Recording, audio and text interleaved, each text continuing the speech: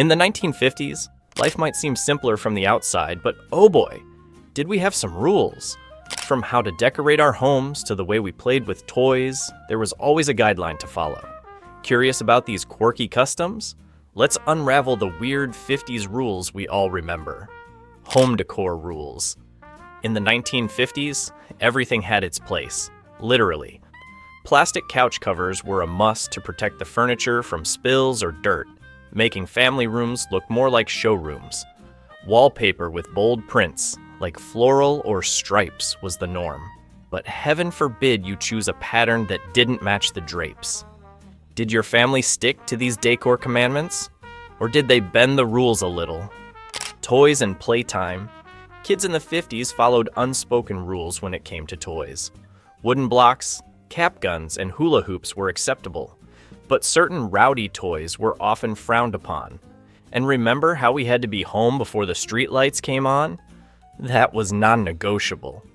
Who else remembers the sound of that light buzzing on just as you were winning a game? If this stroll down memory lane brings a smile to your face, please hit the like button and subscribe. I'd love to share more 50s memories with you. Fashion rules. The 1950s had strict guidelines on what was considered proper attire. Girls wore dresses everywhere, even to play sometimes, while boys were expected to keep their shirts tucked in. Don't forget the white gloves for special occasions, and the belief that you never left the house without a neat coat or hat. Did anyone else practice walking with a book on their head to perfect that posture? Music and entertainment. Music had to meet the seal of approval too. Rock and roll was seen as rebellious by many parents, so playing Elvis Presley on high volume was practically an act of teenage defiance. And if you wanted to catch a movie, you'd better behave. It was common courtesy not to talk or rattle candy wrappers during the show. Which rule did you love breaking the most? Social life and etiquette. Social rules were possibly the strictest of them all. Manners mattered. Yes, ma'am, and no, sir, were non-negotiable. Kids were expected to address adults by their last names. Table manners meant elbows off the table and waiting until everyone was served before eating. Do you remember the feeling of a parent's watchful eye ensuring you didn't slip up? School rules. If you grew up in the 50s, you know how strict schools could be. Dress codes were ironclad, skirts for girls, slacks for boys, and never a wrinkle or untucked shirt. Talking back to a teacher was virtually unheard of, and detention was a formidable threat. In some places, chewing gum in class was enough to land you in hot water. Who remembers the stern look of a teacher when you dared to pass a note? Chore time and household duties. Kids had a strict chore schedule, often pinned to the refrigerator or handed down verbally by mom or dad. Tidying your room, dusting the living room, or weeding the garden had to be done before you could play outside. And forget about complaining, you'd just get assigned even more chores. Did you ever try to sneak out, only to be caught and sent right back inside? Public behavior codes. In the 50s, there were social rules everywhere, especially in public spaces. Running indoors at a department store was a big no-no, and children were expected to greet any adult with a polite "good morning" or "good afternoon." You might even have been warned to stand up straight or don't fidget, especially if a neighbor was watching. Can you recall that feeling of trying your best to be perfectly polite, even if you just wanted to run around? Policing one another. Neighbors felt like extended family, and sometimes that meant extra sets of eyes keeping you in line.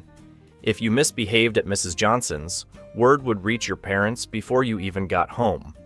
There was a sense of community watchfulness that, while comforting, could also feel stifling if you were a kid itching for freedom. Who else got lectures from more than one neighbor? Quiet Sundays. Many families observed a quieter pace on Sundays. Some stores were closed, and activities were scaled back to encourage rest and family time. Playing loud music or holding rowdy get-togethers was often frowned upon. Did you ever feel the Sunday hush descend, making you tiptoe around the house to avoid causing a stir? Celebrations and holidays. Back in the 50s, there was a set way to celebrate everything from birthdays to Thanksgiving. For instance, birthday parties often involved homemade cakes, simple party games, and an early bedtime, no matter how much fun was being had. During the holidays, children were expected to dress nicely and behave impeccably, especially if extended family was visiting. Who remembers having to recite a special poem or prayer before getting to open presents? Dating and courtship rules. The 1950s had strict guidelines for young romance. Teens typically couldn't date until a certain age, often 16, and even then, a chaperone or group outing was common. Going steady was a serious affair, signified by exchanging class rings or Letterman jackets. A midnight curfew was strictly enforced. Woe to the teen who dared to sneak in late. Do you recall the nervous excitement of a first date under these watchful rules? Dining etiquette. Table manners were paramount. Napkins belonged on laps, elbows off the table, and you only got up when given permission. Otherwise, you asked to be excused. Talking during the meal was allowed, but never with your mouth full. And if you didn't finish every bite, you might get a lecture on wasting good food. Who else remembers counting peas on their plate, wishing dinner would end sooner? Strict curfews and freedoms. Kids in the 50s had freedom to roam the neighborhood, but there was always a strict curfew, often signaled by that porch light or the street lights. If you weren't home by then, it meant serious trouble. Yet, once you did get home, you were typically expected to stay put. No late-night phone calls or slumber party invites on a whim. Did you ever push your luck to squeeze in just a little more playtime? No talking back to adults. Backtalk was a cardinal sin in many households, especially if you were speaking to parents, teachers, or a neighbor. Even a hint of sass could land you in hot water or earn you chores for a week. Respect was shown through polite speech and immediate obedience. Can you still hear that parental tone that meant you'd gone too far? Sunday best attire. Wearing your Sunday best didn't just apply to church, it applied to any formal or family gathering. Boys donned pressed pants, button-up shirts, and perhaps a tie, while girls might wear their nicest dresses, complete with gloves and shiny shoes. Wrinkles were unacceptable, so was showing up with a hair out of place. Did you have a special outfit reserved just for Sundays? Sitting still in public spaces. If you went to a restaurant, bank, or any waiting room, the unspoken rule was clear. Sit quietly and don't fidget. Children were expected to be on their best behavior, often sitting with hands folded in their laps. A stern glance from a parent could silence even the most restless kid. Church and religious norms. Religion played a significant role in many 1950s communities. Attending church each week was practically mandatory, and kids were expected to sit quietly through the service, sometimes in formal attire that felt more like a costume. Skipping church was almost unheard of, unless you had a fever. Otherwise, you risked neighborhood gossip. Did you ever daydream your way through a sermon, hoping it would end soon? Hospitality expectations.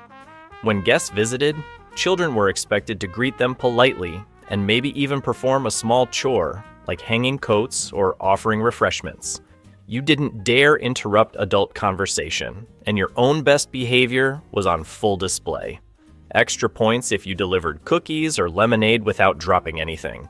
Do you recall feeling like a little butler or waitress during gatherings? House phone rules. Back when landlines were the norm, kids learned phone etiquette from a young age. Answering with, "Hello?" Last name, residence was polite, and you'd never stay on the phone too long. It tied up the line. Parents listened for a respectful tone, and calling after dinner time was considered rude. Anyone else remember that nerve-wracking feeling of calling a friend's house and hoping their parents wouldn't answer? Looking back, these rules might seem over the top or even odd, but they shaped our childhoods and taught us about respect, decorum, and community. From plastic-covered couches to must-wear white gloves, these were the guidelines that made the 1950s so unique. What about you? Did your family enforce any of these rules? Or do you have a memory of a time you broke one? Share your stories in the comments, and let's keep the nostalgic spirit alive together.